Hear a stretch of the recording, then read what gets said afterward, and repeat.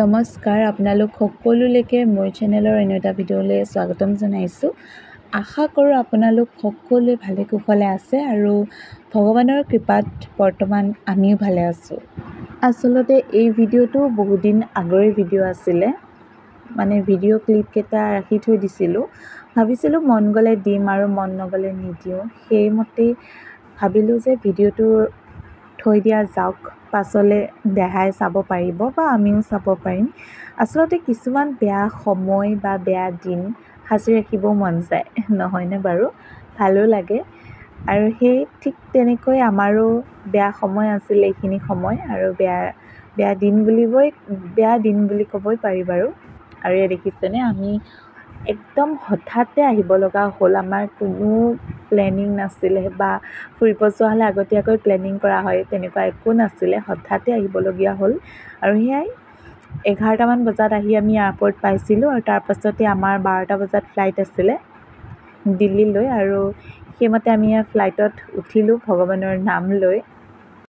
আমাৰ এয়া বিমান যাত্ৰা প্ৰথমবাৰ আছিলে, মানে প্ৰথমবাৰ মোৰ, মাৰ, দেহাৰ, আমাৰ তিনিওটাৰে প্ৰথমবাৰ এয়া বিমান যাত্ৰা আছিলে। কিন্তু তথাপিও কোনো মনত ফূৰ্তি নাছিলে, ভাল লগা অনুভৱ একো নাছিলে। কাৰণটো জনাই আছোঁ বাৰু। ভগৱানৰ নাম লৈ আমি আহি পালোহি এয়া দিল্লী এয়াৰপৰ্ট, আৰু আপোনালোকক অকণমান পৰিৱেশটো দেখুৱাই দিছোঁ। সকলোবোৰ বস্তুৱে আমাৰ কাৰণে নতুন আছিলে, যিহেতুকে প্ৰথমবাৰ বুলি কৈছোঁৱে আগতেও। সেই গতিকে এয়া দেখিছেনে, এইখন ফ্লাইটতে আমি আহিছিলোঁ আৰু আপোনালোকক অকণমান তাকে দেখুৱাই দিছোঁ। আৰু দেহাই যিহেতুকে সৰু হৈ আছে, সি একোৱেই বুজি পোৱা নাই আমি ক'লৈ আহিছোঁ, কিয় আহিছোঁ। সি প্লেনবোৰ দেখি খুব ভাল পাইছিলে আৰু তাৰ চকুত মানে টোপনি অহা নাছিলে। এতিয়া আমি এয়াৰপৰ্টতে বহি থাকিম, প্ৰায় 2-3 ঘণ্টামান আমি বহিব লাগিব, কাৰণ দিল্লীৰ পৰা আমাৰ 5টামান বজাত ফ্লাইট আছে। নেক্সট ফ্লাইটখন ইন্দোৰলৈকে যাম, আৰু এইটো হৈছে দিল্লী এয়াৰপৰ্ট।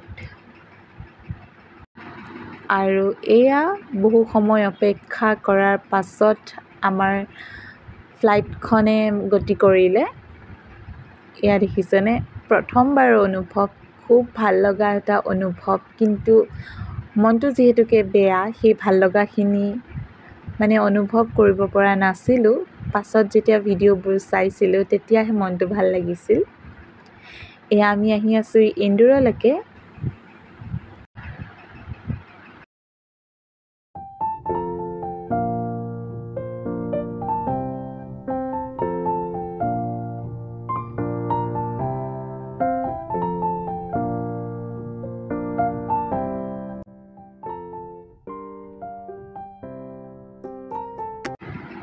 সাতটামান বজাত আমি ৰাতিপুৱা এয়া ইন্দোৰ পাই গ'লোহি।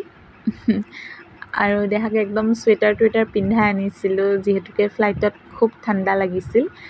আমি বাৰু তেনেকৈ আহিছিলোঁ, লগত চুৱেটাৰ আনিছিলোঁ বাৰু, কিন্তু ঠাণ্ডা ইমান আমাৰ লগা নাছিলে, দেহাক পিন্ধাই লৈছিলোঁ। আৰু এয়া আহি পালোহি আমি ইন্দোৰ এয়াৰপৰ্ট, আৰু ইয়াৰ পৰা আমি আকৌ যাব লাগিব।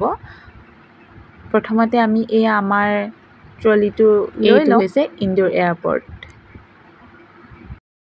আমি এয়াৰপৰ্টৰ পৰা বাহিৰলৈ গৈ এখন গাড়ী ভাড়া কৰিলোঁ, সৰু গাড়ী এখন ভাড়া কৰিলোঁ, আৰু মানুহজনৰ থকা ঠাইলৈকে আমি এয়া গৈ আছোঁ। আৰু মাজতে কিবা এটা খাই ল'লোঁ বাটত।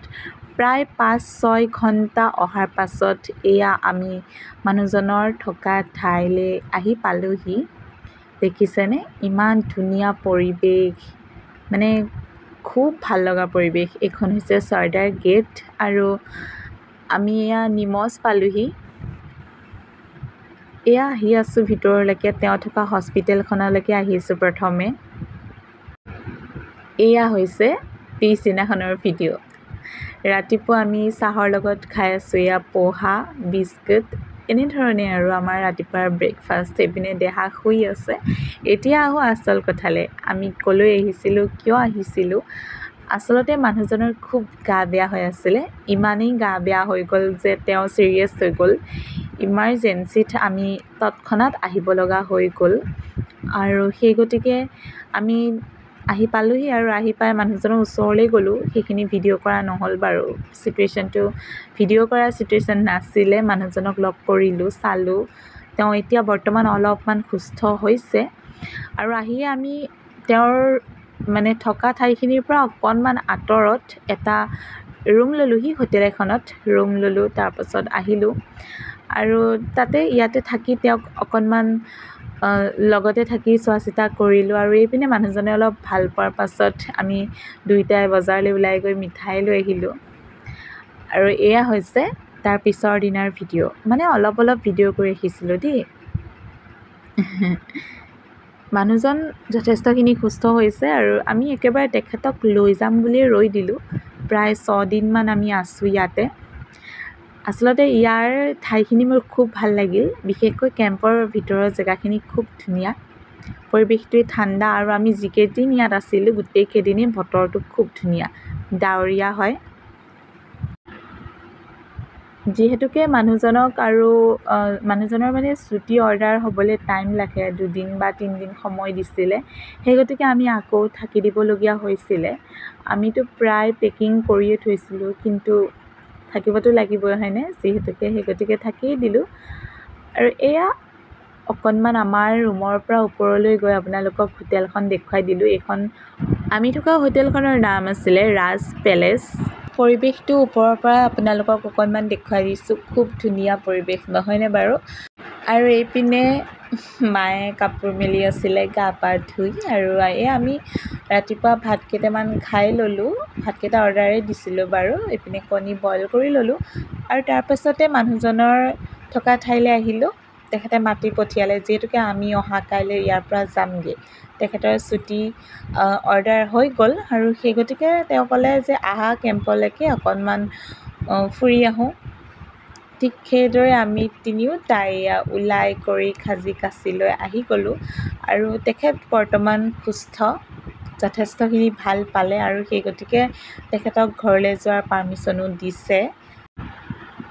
এয়া আমি কেম্পৰ ভিতৰলৈ আহি আছোঁ, অ'টোত আহিছোঁ। আৰু অ'টোখন আহোঁতে মানে কেম্পৰ ভিতৰত সোমাওঁতেও এণ্ট্ৰি কৰিব লাগে আৰু আমি যেতিয়া ওলাই যাম অ'টোখনেৰে তেতিয়াও এণ্ট্ৰি কৰি যাব লাগে। ইয়াত সেইটো নিয়ম আছে। আৰু এইপিনে আমি আহি আছোঁ, ধুনীয়াকৈ দেখিছেনে কিমান ধুনীয়া পৰিৱেশ। আচলতে খোজকাঢ়ি আহিবও পাৰি, কিন্তু দেহাক লৈ অলপমান দূৰ হৈ যায়। আৰু মোৰ এই ঠাইখিনি বেছি ভাল লাগিল, দেখিছেনে ইমান ধুনীয়াকৈ বনাই থৈ দিছে। আৰু এইয়া মই যে কৈছিলোঁ এণ্ট্ৰি কৰিব লাগে, সেয়া অ'টো ড্ৰাইভাৰজনে এণ্ট্ৰি কৰিবলৈ গৈছে। আৰু তাৰপাছত আমি আকৌ এয়া কেম্পৰ ভিতৰলৈ সোমাই আহিলোঁ।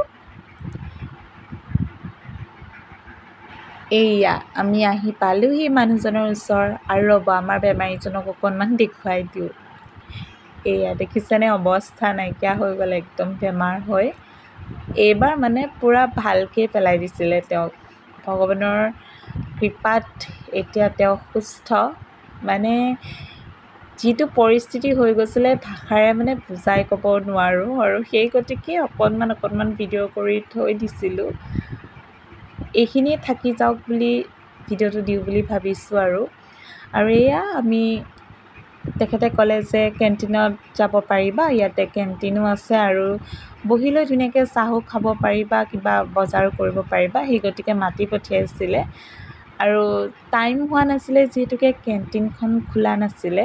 সেই গতিকে আমি এনেই অকণমান ঘূৰি আছিলোঁ। আৰু সেইপিনে আমাক তেখেতে নীল গাই দেখুৱাই আছিলে, জাকে জাকে নীল গাই আহে আৰু তাকে আমাক দেখুৱাই আছিলে। আৰু তাৰপাছতে আমি এয়া কিবাকিবি খাই ল'লোঁ, দেহাকো খুৱাই দিছে মায়ে। এয়া দেহাই খুব ফূৰ্তি পাইছে, মানে বাপেকক পালেতো এনেও ক'বই নালাগে। আৰু এয়া দেখিছেনে সি পূৰা দৌৰি ফুৰিছে।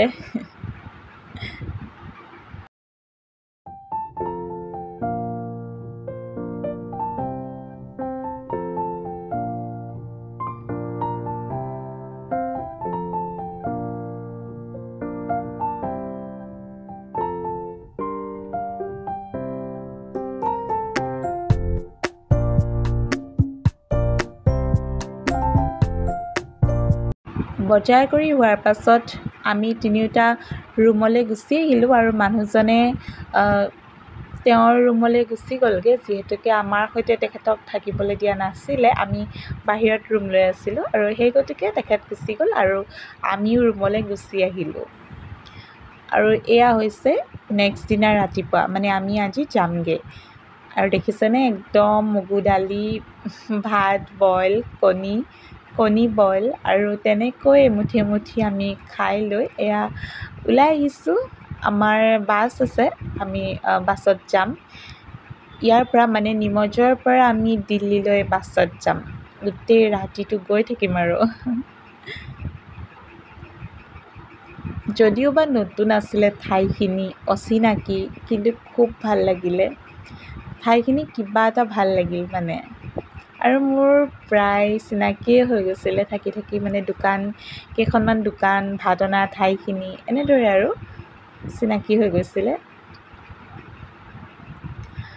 আৰু আমি আহি আহি এয়া বাছ ষ্টেণ্ড পালোহি।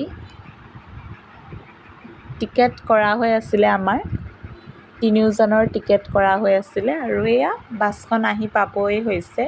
আমি বহি অপেক্ষা কৰি আছোঁ আৰু দেহাই বাইকজনীৰ লগত পূৰা খেলি আছিলে।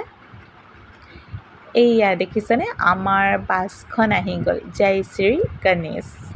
সেয়া মানুহজনে বেগকেইটা ভৰাবলৈ গৈছে আৰু উঠি দিওঁ আৰু আমাৰ যাত্ৰা আৰম্ভ হৈ গ'ল দেই।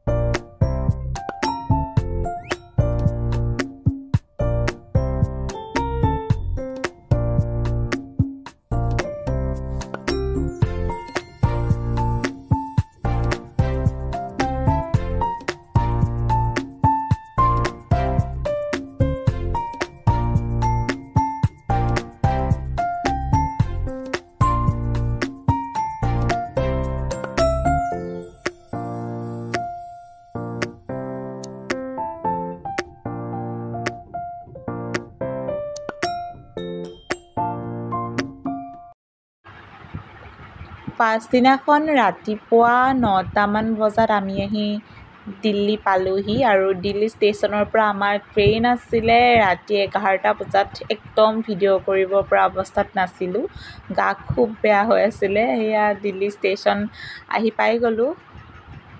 এইটো এনেই ৰৈ ৰৈ আমনি লাগিছিল, তাতে আকৌ ট্ৰেইনখন আৰু 2ঘণ্টামান লেট কৰি দিলে, নক'ব আৰু বুজিছেনে। একদম এয়া বহুত সময়ৰ পাছত ফাইনেলি ট্ৰেইনখনত আমি উঠিলোঁ। আৰু এয়া ৰাতিপুৱাৰ ভিডিঅ' আৰু এইখিনি অলপ ক্লিপ লৈ ৰাখিছিলোঁ ভিডিঅ'ৰ। আৰু ইপিনে ট্ৰেইনতে ভাতো খাই ল'লোঁ, যিহেতুকে আমাৰ 2 দিন লাগিছিলে, আমাৰ গুৱাহাটী পাওঁতে 2 দিন সময় লাগিছিলে। আৰু সেয়াই যাৰ পাছত আহি আমি ঘৰ পাই গ'লোহি আৰু সেয়াই আছিল ভিডিঅ'টো। এতিয়া বৰ্তমান মানুহজন সুস্থ বাৰু। আকৌ অন্য এটা ভিডিঅ'ৰ সৈতে পুনৰ লগ পোৱাৰ আশাৰে ধন্যবাদ।